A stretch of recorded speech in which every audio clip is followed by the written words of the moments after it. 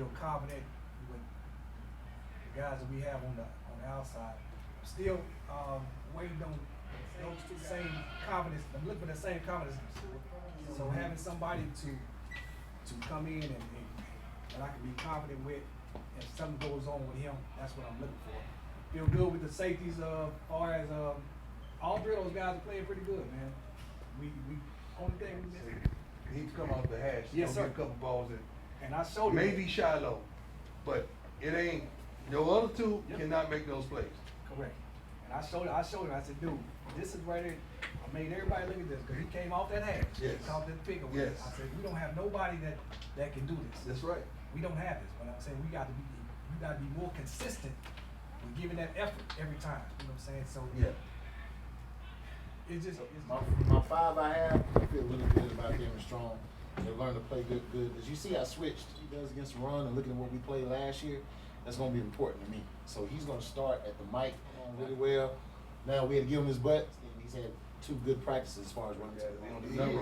He's on the package. He's in my packages. He's got cheetah package and he's on special team. And he's a guy. Been on special team before we got yeah, and he's a guy. He's out of shape. He gives you 2 plays and he throws up. Yeah. And I mean, he ran one time. Trevor got on him and made a hell of a play. Ran. Next thing you know, he's over defense. He's over defense. So we got some plans. Trevor, I'm gonna get him out there and start running him in the afternoons.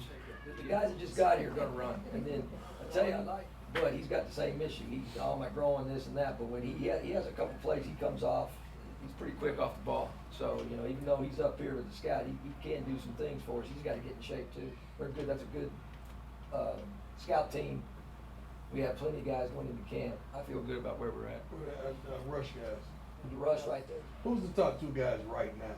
As far as making plays for us, Yep. inside, and Coach, there's times he flashes. And Trevor, I mean, what do you think about that? Wide to me is a guy that plays with his back to the defense. He's like to me, your wide is like a small tight end, man. He's moving chains.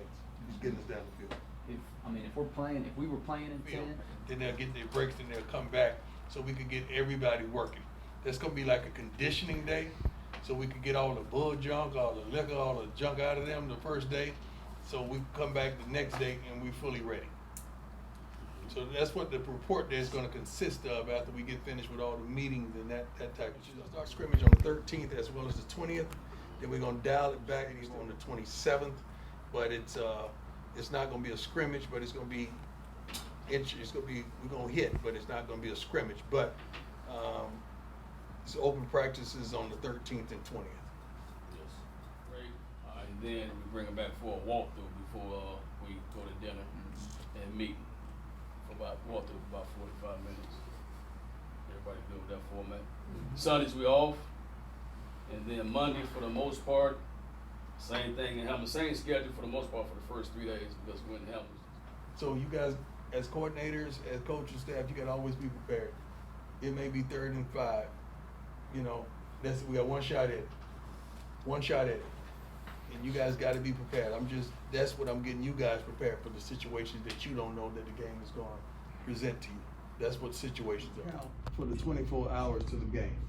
So if we play at 3 o'clock, that next day we're gonna practice at 3 o'clock. They're trying to get that feeling, that feel. And from those hours after that, we're gonna account for all those hours of the kids. So if they get to go home for 2 hours, we're gonna account for that. So everything is gonna be accountable so we can control the narrative on those kids and what they do for that 24 hours leading up to that game. Guys, whatever you guys want, whatever you feel like we need, I'm open to it. Let's do it for the betterment of this team. So we're not just gonna say, we're gonna do this and that's gonna be it. Whatever you guys want and however you guys. Now, when I feel us getting a little lackadaisical, I change, you know that. When I feel us going like that, we get out of there. I may cut periods short because I don't feel it, like it's going right, or we getting tired or sluggish, and we don't want to put that stuff on tape. We don't want to practice it in that tempo.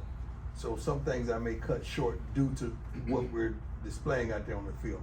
But other than that, whatever you guys want to implement, special teams included. Now, in saying that, you know I don't like grass growing up on the feet.